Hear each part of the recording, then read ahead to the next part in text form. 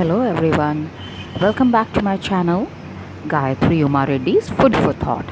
Today, today I'm going to share with you my recipe of chicken rice, or you can call it chicken biryani. I added some oil in the pan, and I'm adding 1 spoon of ghee into the pan. And here I added all the dry masalas, the bay leaf, mace, big elaichi, small elaichi, cloves, and cardamom, and a cinnamon stick. And also I'm adding little bit of soap here because I like the flavor of it. And then I add onions and green chilies, and I'll roast it. I have yesterday night's chicken curry which was left, so I'm going to use that chicken curry to make this biryani. And I have taken 1 glass of rice, which would be sufficient for this leftover chicken curry. And now I'm going to deep fry these onions, and until they turn brown I'm going to fry. Now I see that the onions are slowly turning brown. Now I will add ginger garlic paste here, and in goes, after ginger garlic paste, I would roast the entire mixture for a minute or two. And then I'm going to add the other masalas and tomatoes. Tomatoes are totally optional. You can either eliminate it or you can add it. For my And here I added turmeric and salt, and now I will allow this to cook. And also I'm going to add some red chili powder red chili powder into the gravy, and let this thing get cooked. And now I'm adding coriander powder and cumin powder once the tomatoes are softened. Now I'm going to add this, and it's optional if you want to add coriander powder or jeera powder, or you can just add some garam masala. I don't prefer garam masala in everything, so I added cumin and coriander powder. And now I added the chicken, and let's add curd at this point of time. I'm going to add 3 spoonful of curd 3 spoons of curd. And here it goes, the curd is added.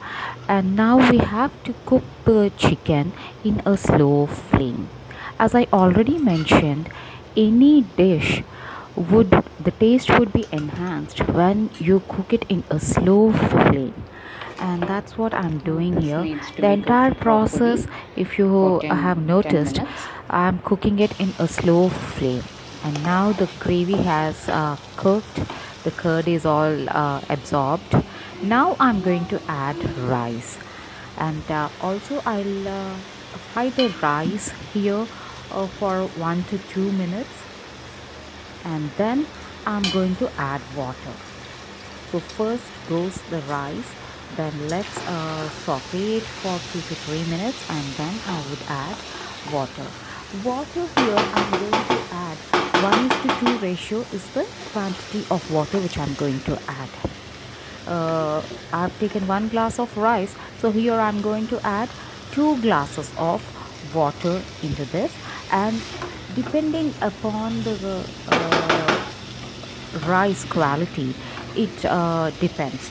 If your rice is old rice, then it would need more water, and if it is a new rice, you would have to just measure the exact amount of water and add on to it.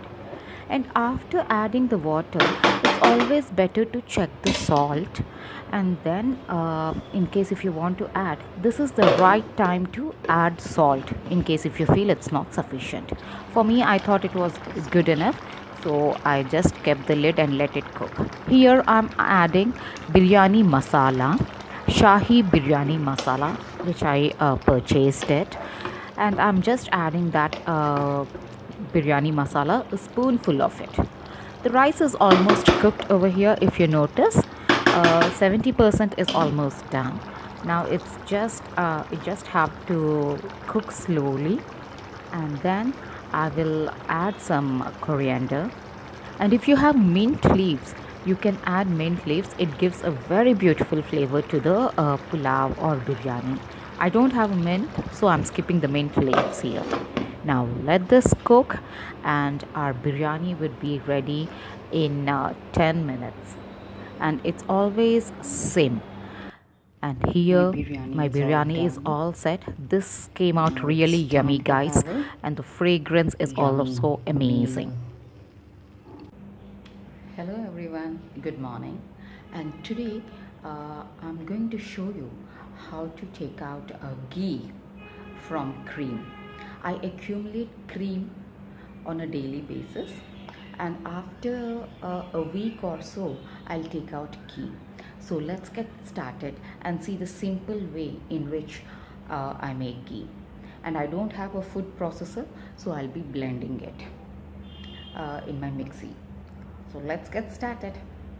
Here I have the cream which I have accumulated for a week's time, and this is the cream. And now I'm going to blend it and take the butter out of it, and then I will boil the butter and make it into a ghee. So let's get started. Now we will add the cream in the mixie jar and we will blend it. And this would take some time, 5 minutes of blending, and then the butter would come out of it. But slowly let's do it in a step-by-step procedure. Now we will blend it, and yes, and now just move it because it gets thick enough. So keep on mixing it and add some water at this point. After adding water, churn it again. And here you see the butter. Butter is all ready.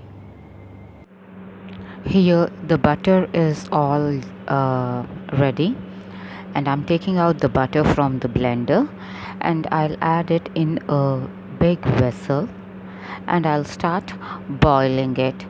So this is the butter which I got by churning the cream, and now I'm going to boil this butter on a slow flame. I use such a big bowl because when I use it on a slow flame, when I boil it on a slow flame, it doesn't pour out of the vessel, it doesn't come out of the vessel, and I don't have to constantly keep on stirring. If I use a small bowl, yes, I need to continuously stir and I have to stand near the stove. So for my advantage, I use a very big bowl so that if the butter is boiling and if I'm not around also, it works for me. That's the reason I've selected a big bowl. So now let's boil this butter. Here we can see the butter being melted. So now the butter is all boiled. So when this foam comes, we need to stir it and bring it down, otherwise it will overflow. It will come out of the vessel and it will start flowing out. So in this way we continuously stir when the foam is coming and when it is about to pour out of the vessel.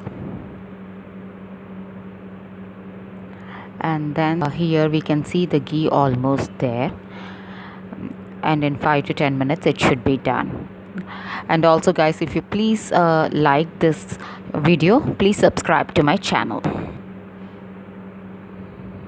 And here the ghee is ready. Look at the color of the ghee, it's amazing. And this is how I prepare ghee. And if you like this, please do not forget to subscribe and press that like button. You have a great day. Bye.